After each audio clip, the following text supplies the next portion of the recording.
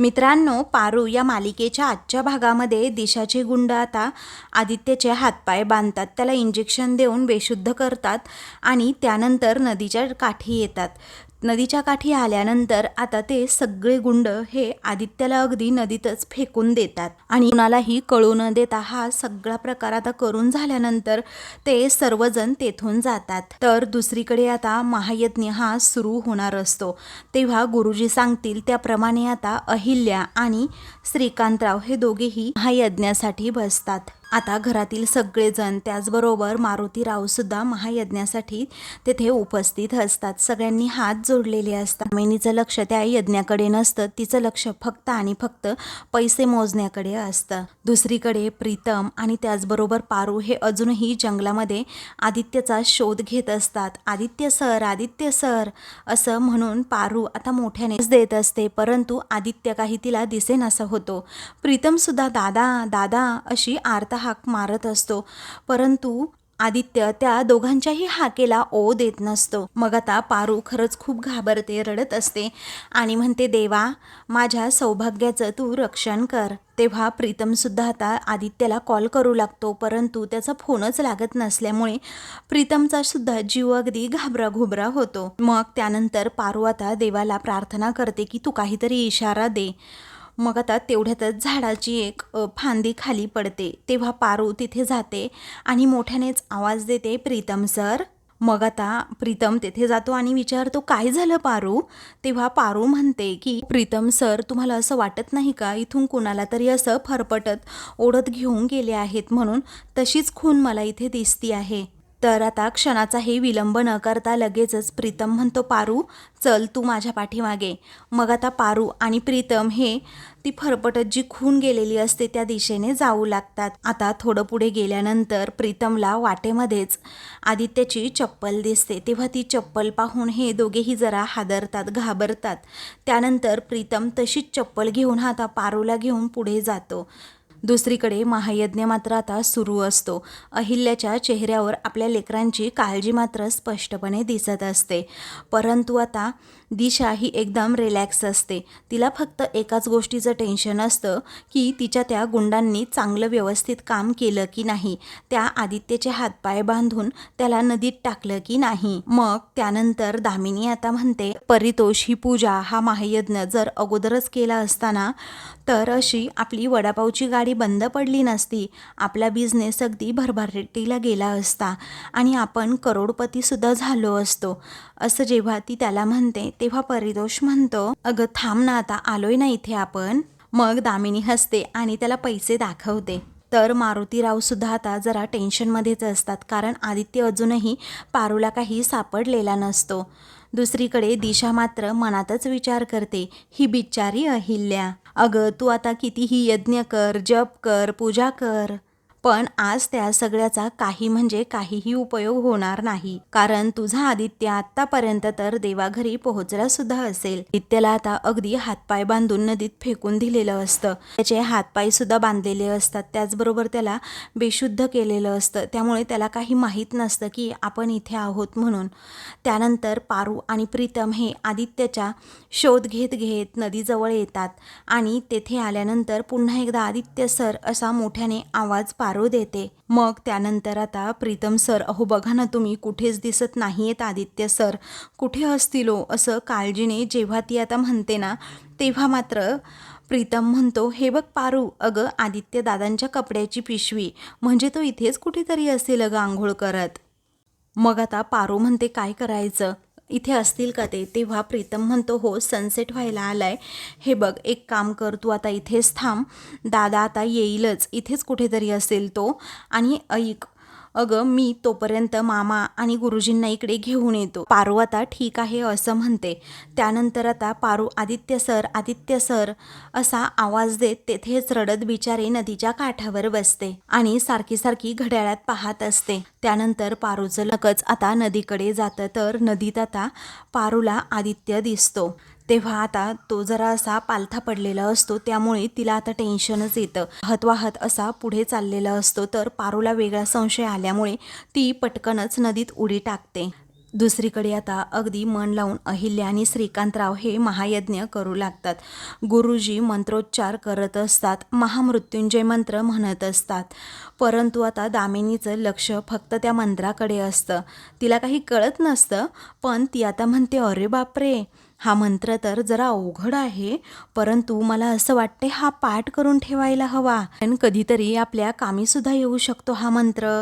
तर दिशा मात्र आता नजर रोखूनच अहिल्याकडे पाहत असते. तर आता सगळेजण त्या महायज्ञामध्ये अगदी दंग झालेले असताना प्रीतम तेथे जातो. गुरुजींच्या कानातच सांगतो, तेथे सर्व तयारी झालेली आहे, त्यामुळे तुम्ही एक काम करा, तिकडे चला पटकन. गुरुजी आता हो म्हणतात. प्रीतम मारुतीरावांकडे पाहतो आणि त्यांनासुद्धा इशारा करून आता म्हणतो की चला तुम्ही सुद्धा तिकडे. तेव्हा चलबिचल झालेली दिशा त्या दोघांकडे पाहू लागते. नक्की यांचं काय चाललंय ना हेच तिला माहीत नसतं. इकडे पारू आता लगेचच जीवाची पर्वा न करता आदित्याचा जीव वाचवण्यासाठी त्या नदीत उडी टाकते. आदित्यजवळ बिचारी कशीबशी पोहोचते. आदित्य सर असं म्हणून त्याला उठवण्याचा प्रयत्न करते, पण आदित्यला बेशुद्ध होण्याचं इंजेक्शन दिल्यामुळे तो काही लवकर उठत नाही. त्यामुळे पारू त्याचा एक हात आपल्या गळ्यात टाकते आणि मग नंतर बिचारी कशीबशी आता त्याला नदीच्या काठावर घेऊन येते. आता आदित्यला काहीही माहीत नसतं की आपली अशी अवस्था झाली आहे म्हणून, कारण अजूनही तो बेशुद्धच असतो. आता पारू खूपच घाबरते आणि म्हणते, अहो डोळे उघडा ना आदित्य सर, डोळे उघडा प्लीज प्लीज. पण आदित्यने काही डोळे उघडलेले नसतात. तो तसाच जमिनीवर खाली पडतो. आता पारूने त्याचे हातपाय जे बांधलेले असतात ना ते सुद्धा सोडलेले असतात. आता आदित्य डोळे उघडत नसल्यामुळे पारूला खूप टेन्शन येतं. ती तिच्या मांडीवर त्याचं डोकं ठेवते आणि आदित्य सर प्लीज एकदाच डोळे उघडा ना, एकदाच डोळे उघडा ना, असं करू नका प्लीज, अशी रिक्वेस्ट करत असते. मी म्हणत असते की तुम्ही असं का करताय? अहो त्या जाहिरातीच्या शूटिंगच्या लग्नाच्या वेळी तुम्ही माझ्यासोबत होतात ना आदित्य सर. अहो तेव्हा ते लग्न सुद्धा थांबलं नव्हतं. ते मंत्र, ते विधी, सगळं काही अगदी खरं खरं होतं. तेव्हा पारूला आता त्या दोघांच्या लग्नामधील सगळे प्रसंग आठवू लागतात की खरंच आमच्या दोघांचं लग्न हे अगदी खरंखुरं झालं होतं. आणि त्याचबरोबर आम्ही दोघांनी जेव्हा त्या शूटिंगसाठी लग्न केलं, ते लग्न आम्ही अगदी वेड्यासारखं खरं मानून बसलो होतो. मग पारू आता त्याला उठवण्याचा प्रयत्न करत म्हणत असते की आजपर्यंत आदित्य सर मी ते लग्न अगदी मनापासून खरं मानलं आणि त्याचबरोबर मला तुमचा अगदी मनापासून नवरा मानलं. मग आता पारूच्या डोळ्यासमोरून ते लग्नाचे प्रसंग काही जात नसतात. कशा प्रकारे दोघांनी एकमेकांना त्या वरमाला घातल्या, ते गुरुजी जेव्हा मंत्रोच्चार करत होते, ते विधीसुद्धा करत होते, ते किती आमच्या दोघांसाठी खरेखुरे होते, हे सगळं काही पारू आदित्यला सांगते, जेणेकरून तो आता शुद्धीवर येईल. मग आता ती म्हणते, अहो डोळे उघडा ना तुम्ही प्लीज, कारण आज आपलं लग्न होणार आहे. मग आता त्यानंतर ती अजूनच रडू लागते आणि म्हणते, आदित्य सर आपल्याला एकमेकांना लग्नाची वचनंसुद्धा द्यायची आहेत. अहो प्लीज तुम्ही डोळे उघडा, एकदा तरी बघा ना माझ्याकडे, तुमची पारू आहे तुमच्याजवळ. असं म्हणून ती खूपच त्याला उठवण्याचा प्रयत्न करते, शुद्धीवर आणण्याचा प्रयत्न करते. पण आदित्यला ते इंजेक्शन दिल्यामुळे तो काही शुद्धीवर येत नसतो. तेव्हा पारूला त्या लग्नातील क्षणसुद्धा आठवतात की कशा प्रकारे आम्ही त्या अग्निभोवती दोघेही आनंदानेच ते फेरे घेत होतो. हे सगळं आठवल्यानंतर पारू आता जरा त्याच्यावर चिडतेच आणि म्हणते, हे असं अर्ध्या वाटेवर मला सोडून जायचं होतं तर कशाला उगीच मला तुम्ही स्वप्न दाखवली. तुम्हीच मला म्हणाला होतात ना की आपण एकत्र राहायचं, अगदी कायम सोबत राहायचं आणि एकमेकांचा हात काही वाटेल तरी सोडायचा नाही, हेच आपलं ठरलं होतं ना, असं ती हट्टानेच म्हणते. मग आता असं अर्ध्या वाटेत सोडून मला तुम्ही का जाताय Aditya sir? Please Aditya sir उठा ना. अहो तुम्ही एकदाच शुद्धीत या ना प्लीज आदित्य सर, आपलं लग्न आहे, उठा ना. असं म्हणून ती आता सारखीच त्याला उठवण्याच्या प्रयत्नात असते. अजिबात ती प्रयत्न करण्याचे सोडत नाही त्याला उठवण्याचे. मग त्यानंतर ती रडतच म्हणत असते, आदित्य सर मी खरं सांगते, मी तुमच्याशिवाय नाही राहू शकत. अहो मी नाही जगू शकत तुमच्याशिवाय. प्लीज उठा ना आदित्य सर, डोळे उघडा ना. असं म्हणून ती दोन्ही हातांनी त्याच्या छातीवर असा दाब देत असते, प्रेस करत असते, जेणेकरून आदित्य हा उठेल. आदित्याला सगळ्या काही त्या लग्नाच्या गोष्टी आठवतात की कशा प्रकारे माझं लग्न झालं होतं. मग आता जसं जसं ती छातीवर असा दाब देऊ लागते तसं तसं त्याच्या तोंडातूनच सगळं पाणी निघतं. मग आता तो अगदी अचानकच उठतो. तेव्हा आता आदित्य सर असं पारू ओरडते. त्याला कसं तरी होत असतं. तेवढ्यातच आता प्रीतम, गुरुजी आणि मारुतीराव हे तेथे येऊन पोहोचतात. मग त्यानंतर आता गुरुजी पाहतात तर आता सगळ्यांनाच मोठा धक्का बसलेला असतो की आदित्यची अशी अवस्था झाली आहे. तेव्हा प्रीतमला सुद्धा आदित्यची खूप काळजी वाटते आणि मारुतीरावांना सुद्धा. आदित्य आता सगळ्यांकडे पाहत राहतो. गुरुजी म्हणतात, हे बघ पारू, आता सूर्यास्त होत आलाय, हे लग्न नाही होऊ शकत. पारू घाबरूनच म्हणते, नाही गुरुजी प्लीज, अजून सूर्यास्त व्हायचा आहे. त्यामुळे तुम्ही एक काम करा, तुम्ही लग्नाच्या विधींना सुरुवात करा. होईल हे लग्न, तुम्ही नका टेन्शन घेऊ. मग आता मारुतीरावांना सुद्धा ती म्हणते, बा सांग ना तू गुरुजींना, होईल हरे हे लग्न. चला आता गुरुजी आपण तयारी करूयात, चला बरं. म्हणून आता मारुतीराव तिकडे जातात. तेव्हा प्रीतम सुद्धा पारूला आता म्हणतो, मी सुद्धा जातो त्यांच्या तयारीला. आदित्य एकदम शॉकमध्ये असतो. अचानक मी शुद्धीवर आल्यानंतर माझं लग्न, ते सुद्धा पारू बरोबर. मग आता ती त्याला अगदी शांत करते आणि तो आता तिच्याकडे खूप वेळ पाहत राहतो. मग पारू म्हणते, आदित्य सर तुमचा विश्वास आहे ना माझ्यावर? अहो तुमच्या जीवासाठी आपल्याला हे लग्न करावं लागेल. पारू आता काळजीनेच विचारते, तुम्ही तयार आहात ना आदित्य सर? तर आदित्यच्या तोंडून एक शब्द देखील फुटत नसतो, कारण त्याला टेन्शन आलेलं असतं. मग त्यानंतर आता आदित्यकडे दुसरा कोणताच ऑप्शन राहिलेला नसतो, कारण त्यालाही माहीत असतं हे लग्न नाही झालं तर अगदी माझ्या जीवावरच बेतेन. म्हणून तो क्षणातच आता हो म्हणून टाकतो. मग पारूच्या आनंदाला पारावारा राहत नाही. ती खुश होते आणि लगेचच त्याचे दोन्हीही हात पकडते, त्याला उठवते आणि म्हणते, चला. मग आता ती पुन्हा त्याचे हात तिच्या गळ्यात टाकते आणि म्हणते, सावकाश चला. तर आता दुसरीकडे महायज्ञ चाललेला असतो. सगळेजण त्या यज्ञामध्येच अगदी बिझी झालेले असतात. अहिल्याला आता तिच्या लेकराची काळजी वाटत असते. त्याच्याच दीर्घायुष्यासाठी आपण हा महायज्ञ करतोय हेही तिला चांगलंच माहीत असतं. दुसरीकडे आता मारुतीराव आणि त्याचबरोबर प्रीतम या दोघांनीही आदित्य आणि पारूच्या मध्ये अंतरपाठ धरलेला असतो. पारू आणि आदित्य हे दोघेही एकमेकांकडे पाहत असतात आणि खरंच आज त्या दोघांचं लग्न असल्यामुळे ते दोघेही खुश असतात. दोघांनी छान प्रकारे मुंडवळ्यासुद्धा बांधलेल्या असतात. तर गुरुजी आता विधींना सुरुवात करतात. मंगलाष्टक म्हणत असतात. तेव्हा त्या दोघांनाही त्यांच्या लग्नातील ते प्रसंग आठवत असतात की कशा प्रकारे आमच्या दोघांचं त्या जाहिरातीच्या शूटिंगमध्ये का होईना अगदी छान प्रकारे लग्न झालं होतं, ते सुद्धा अगदी शाही थाटामाटामध्ये. त्या लग्नाचे प्रसंग आठवत आठवत ते दोघेही या लग्नाचा अनुभव घेत असतात. मारुतीराव मात्र आता अगदी डोळे भरूनच आपल्या लाडक्या लेकीकडे पाहत असतात. त्यांनाही त्यांची चूक आता उमगलेली असते की पारू आणि आदित्य या दोघांच्या डोक्यावर दैवी शक्तीचा हात आहे आणि पारूच्या गळ्यातून ते मंगळसूत्र काढलं तर आदित्यचा जीवसुद्धा जाऊ शकतो. त्यामुळे आता हे लग्न करणं गरजेचं आहे.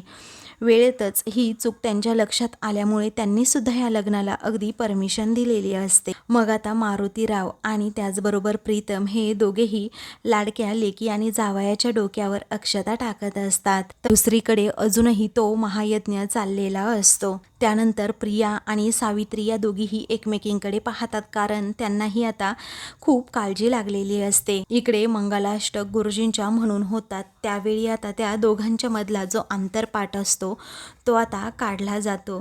त्यामुळे पारू अगदी डोळे भरून आपल्या लाडक्या नवऱ्याकडे पाहत असते. त्यानंतर आदित्य सुद्धा आता तिच्याकडे अगदी प्रेमाने पाहत असतो. त्या दोघांची जोडी खूप छान दिसत असते. तर आता पारूला पहिल्या लग्नातील ते क्षण आठवतात की कशा प्रकारे जेव्हा आदित्यच्या गळ्यात वरमाला घालायची होती तेव्हा तो अगदी गुडघ्यावरच बसला होता. आता ते दोघेही एकमेकांच्या गळ्यामध्ये वरमाला घालतात. त्यामुळे आता प्रीतम आणि मारुतीराव हे दोघेही टाळ्या वाजवतात. त्या दोघांचं लग्न झालं म्हणून अभिनंदन करतात. दुसरीकडे महायज्ञामध्ये अहिल्याचं लक्ष नसल्यामुळे आता श्रीकांतीला इशारा करून शांत राहायला सांगत असतो. दुसरीकडे आता महायज्ञ झालेला असतो. तेव्हा आता गुरुजी हे म्हणतात की हे पहा अहिल्यादेवी, तुम्ही महायज्ञ तर पूर्ण केला आहे आणि तुमचा हा महायज्ञसुद्धा झाला आहे, परंतु ज्याच्यासाठी तुम्ही हा महायज्ञ केला आहे तो अद्यापही अजून इथे आला नाही आहे. म्हणजे आदित्यबद्दलच ते बोलत असतात. तेव्हा अहिल्या श्रीकांतकडे पाहते, तर श्रीकांतला सुद्धा तेवढीच काळजी वाटते की कधी एकदा येणार माझा आदित्य. मग आता थोडा वेळ थांबल्यानंतर तो म्हणतो, अहिल्या काळजी करू नको, हे बघ मी बघून येतो नक्की कुठे आहे आदित्य. तेव्हा अहिल्या ठीक आहे असं म्हणते.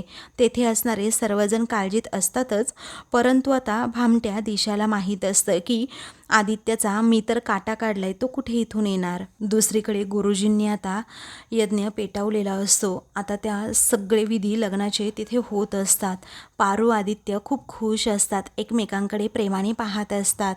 त्यानंतर गुरुजी मंत्र म्हणत असतात आणि मग नंतर म्हणतात, हे बघ हे कुंकू घे आदित्य बाबा आणि पारूच्या भांगामध्ये भर.